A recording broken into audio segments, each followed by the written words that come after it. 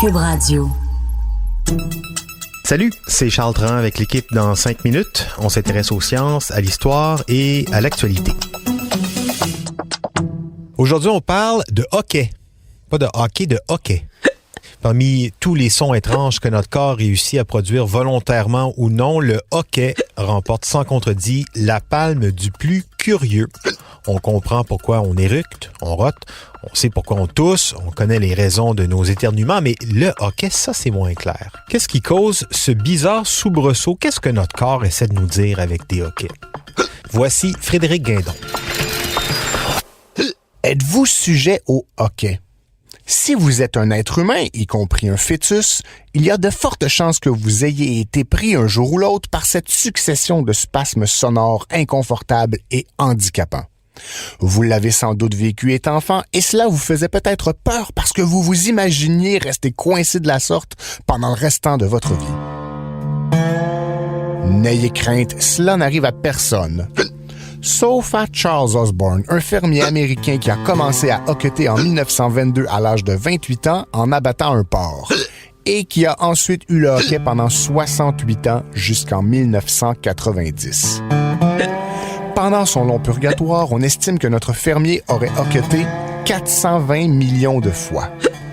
Selon le People Magazine, il aurait reçu plus de 4000 lettres lui suggérant des solutions pour mettre un frein à son hockey, toujours sans succès.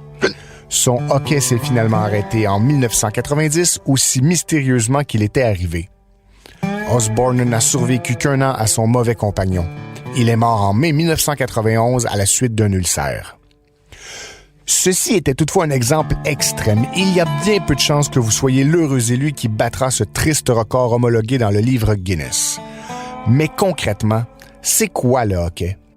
C'est un réflexe ventilatoire caractérisé par une succession de spasmes incontrôlables et involontaires des muscles inspiratoires dont le plus connu est le diaphragme. Celui-ci joue un rôle fondamental dans notre système respiratoire. Il pompe l'air pour remplir et vider les poumons. Plusieurs facteurs peuvent expliquer l'apparition des spasmes qui se transformeront en hockey.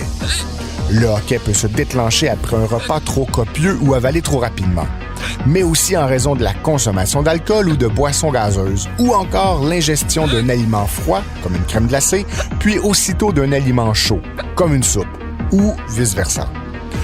Puisque le diaphragme est situé tout près de l'estomac, c'est ce dernier qui, irrité par une des situations précédemment décrites, augmentera de volume, déclenchant les spasmes.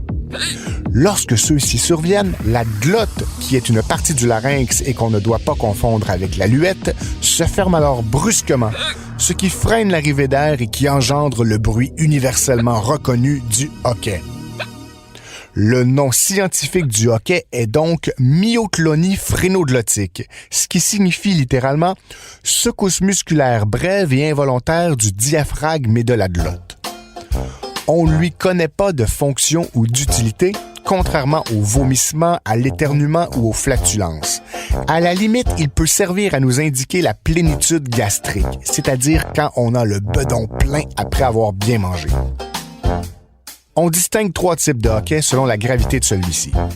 Le hockey bénin. C'est le hockey le plus commun, le plus banal. Il ne dure généralement que quelques minutes et est complètement inoffensif. S'il est trop fréquent, il est toutefois préférable de consulter un médecin. Le hockey persistant. Beaucoup plus rare, le hockey persistant peut durer plus de 48 heures. Les personnes âgées de plus de 50 ans en sont le plus souvent victimes. Le hockey réfractaire. Encore plus rarissime, le hockey réfractaire ne touche qu'une personne sur 100 000. Il peut durer plus d'1 mois, parfois même des années, comme c'était le cas pour notre bon Charles Osborne. Comme le hockey persistant, il est considéré comme une maladie. 90% des cas de hockey persistant et réfractaire cachent en réalité des maladies plus graves. Parmi les infections ou maladies dont le hockey peut être symptôme, on note des tumeurs, des abcès, des cancers, la maladie de Parkinson, le diabète, la méningite et j'en passe. Mais n'ayez crainte. Si vous êtes atteint de hockey chronique, j'ai peut-être une bonne nouvelle pour vous. En effet, en 2006, le prix Nobel de médecine a été décerné à Francis M. Fessmeyer de l'Université du Tennessee pour son étude sur l'arrêt des hoquets chroniques par toucher rectal. Bonne chance. J'ai jamais essayé. Merci, Frédéric Guindon. C'était en 5 minutes.